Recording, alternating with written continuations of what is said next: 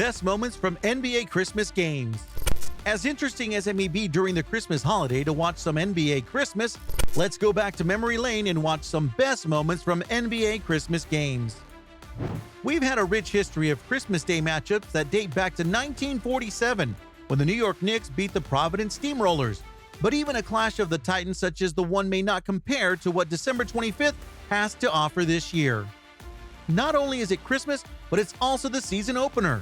After a 2-month layoff, the NBA is back in action with opening day scheduled for this NBA Finals rematch between the Miami Heat and the Dallas Mavericks, the Golden State Warriors taking on the Los Angeles Clippers, and the Los Angeles Lakers versus the Chicago Bulls. All 5 games are sure to be entertaining, but how do they stack up against some precious moments in Christmas history? Since 1947, the NBA has had games scheduled on Christmas. In other sports where players are given the day off, the NBA is one of the few leagues that will have spotlight games played on that day. Even though some don't like the idea of playing on Christmas, it still makes for entertaining television on a holiday that brings the whole family together. Get your stocking stuffed with 10 of the most memorable moments in the NBA on Christmas. Number 10. The Miami Heat and Los Angeles Lakers go at it. A Christmas Day rivalry renewed as the new-look Miami Heat took on the defending NBA champion Los Angeles Lakers in a matchup at the Staples Center. There was star power everywhere in a game that featured arguably 5 of the NBA's top 20 players on the same floor. Dwayne Wade, LeBron James, Chris Bosh, Pau Gasol, and Kobe Bryant were among the notables as the Lakers looked to put an end to an unbelievable run by the Heat, where they had only lost 1 game in all of December until that point. In one of the most highly anticipated games of the season, the Heat were dominant throughout and had a 9-point advantage going into the half. They controlled the second half and would take an 11-point lead into the fourth before a dominant fourth quarter enabled them to a 96-80 victory. LeBron James was the biggest story with his 5 three-pointers and his triple-double that consisted of 27 points, 11 boards, and 10 assists. But not too many people gave attention to the defensive battle going on between Dwayne Wade and Kobe Bryant. Wade only scored 18 points on subpar shooting, but it was far better than the 17 points he allowed to Bryant, who struggled with his shot all game. Chris Bosh chipped in 24 points and 13 rebounds for Miami, while Pau Gasol finished with 17 points. Number 9. Tracy McGrady drops 43 points on Indiana. The game might have ended up in a 103-93 victory in favor of the Indiana Pacers, but all anyone remembers from their matchup with the Orlando Magic was how dominant Tracy McGrady was throughout. The fact that the Magic even scored 93 points is a miracle. 9 players on the team had a combined 50 points, while McGrady was the only source of support with 43 points on a 13 of 31 shooting. He also shot 15 of 19 from the foul line, 2 of 4 from 3, grabbed 9 caroms, and had 2 blocked shots. McGrady was everywhere on the floor, but the lack of support was too much. Darrell Armstrong's 13 and Mike Miller's 11 represented the only other players to score in double figures for the Magic. Jalen Rose attempted to steal the show out from under T-Mac with 31 points of his own on 14 of 25 shooting. He was supported by Reggie Miller's 22 points and Jonathan Bender's 20. Number 8. The Lakers get the best of the Celtics. In their first meeting since the Boston Celtics decimated them in the Game 6 clincher in the NBA Finals, the Los Angeles Lakers knew that they had to make a statement. With the Celtics riding a 19-game winning streak and standing at 27-2, the Lakers knew that this was the perfect time to make their impression felt. Hotly contested throughout the contest, the Lakers would use a strong defensive fourth quarter to enable a 92-83 victory over the same Celtics team that had beaten them only a few months prior in the NBA Finals. The Celtics' Big Three went to work with Kevin Garnett scoring 22, Paul Pierce scoring 20, and Ray Allen netting 14. But it wouldn't be enough, as they couldn't match the output of the Lakers' dynamic duo and their bench. Kobe Bryant led all scorers with 27 points to go along with 9 boards and 5 dimes, while Pau Gasol chipped in 20 of his own. The Lakers also happened to get 10 points apiece from Lamar Odom and Sasha Vujacic in the 9-point victory that occurred thanks to a 22-13 advantage in the bench department. Number 7. Dennis Rodman leads the Bulls past the Pistons. A matchup featuring the league's best player in Michael Jordan and the player attempting to usurp the throne in Grant Hill had too many implications to it. However, it wouldn't be Jordan or Hill leading the way, but none other than the Chicago Bulls power forward Dennis Rodman. In a game where the Bulls won 95-83, Rodman would finish the day with 11 points, 22 rebounds, 9 offensive, and 7 assists to come up just a few dimes shy of a triple-double. Hill would finish with 27 points on 12 of 24 shooting for Detroit, while Jordan would have 23 points on 9 of 21 shooting to go along with 10 boards. Scottie Pippen ended up as the savior for the Bulls thanks to his 5 three-pointers and the 27 points, 8 boards, and 8 assists. Tony Kukoc chipped in 2 three-pointers for 11 points for the Bulls, while Otis Thorpe and Lindsey Hunter each had 17 points for the Pistons. Number 6. Scottie Pippen lights up the Knicks. Playing without Michael Jordan for the second consecutive season, it was up to Scottie Pippen to beat the New York Knicks this time around. In a tightly contested game that needed overtime to seal the deal, Scottie Pippen would overcome an 11 of 28 shooting to finish the game with 36 points and 16 rebounds to give the Bulls a highly entertaining 107-104 victory. The Knicks got off to a hot start with a 31-point first quarter, but quickly cooled down in the second by giving up 33 points.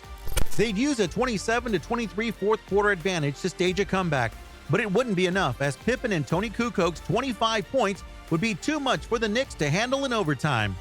New York had 4 of 5 starters in double figures, with Patrick Ewing's 30 points on 10 of 19 shooting leading the way. He was supported by Charles Oakley's 20 and 12 points apiece from Derek Harper and Charles Smith. Chicago got 15 points from B.J. Armstrong. Number 5. Patrick Ewing hits the game winner.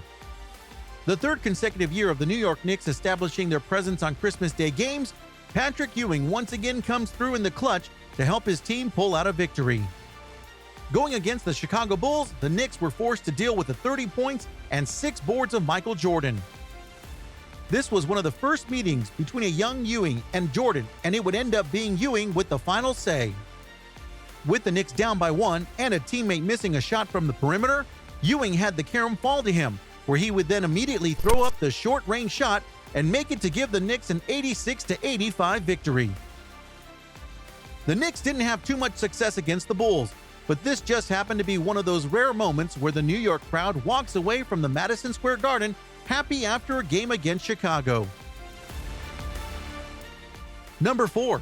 Patrick Ewing leads the New York Knicks back.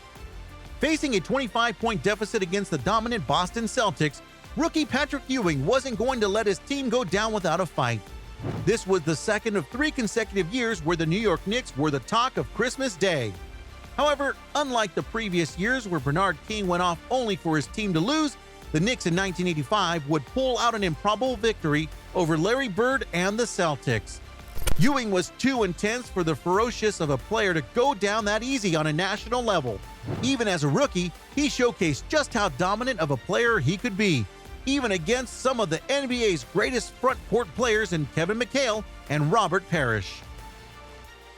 The Knicks would outscore the Celtics 54-40 in the second half and would then need 2 overtimes to win by a score of 113-104. Ewing finished the game with 32 points on 13 of 24 shooting to go along with 11 boards. He was supported by 22 points from Rory Sparrow and 14 points off the bench from Gerald Wilkins. Number 3. Michael Jordan goes for 42 against New York. Bitter rivals facing off again, the Chicago Bulls and New York Knicks Christmas Day matchup in 1992 was just another memorable performance for the ages by Michael Jordan. The Knicks pulled out to a 10-point advantage at the end of the first quarter over the reigning NBA champions and would go on to take that same lead into the half. However, the second half would belong solely to Jordan and the Bulls as they'd use a 25-13 third quarter advantage to take the lead going into the fourth, and then a 25-15 advantage to close out the game to give the Bulls an 89-77 victory. The biggest story of the game is the comparison of the Knicks from the first to second half. The Knicks racked up 49 points in the first half and then laid an egg in the second half by only posting up 28 points. Michael Jordan's 42 points on 15 of 34 shooting were too much for a Knicks team that only shot 38%. Patrick Ewing struggled with 15 points on 6 of 18 shooting, while John Starks and Rolando Blackman led the way with 17. Scottie Pippen had 16 for the Bulls, who had no other player in double figures. Number 2, Bernard King goes for 60. One of the game's most dominant players when it came to driving, former New York Knicks forward Bernard King sometimes made it appear that he was one of the NBA's greatest scorers. No year gave better evidence to that than the 1984-85 season, when he won his only scoring title after averaging 33 points per on 53% shooting.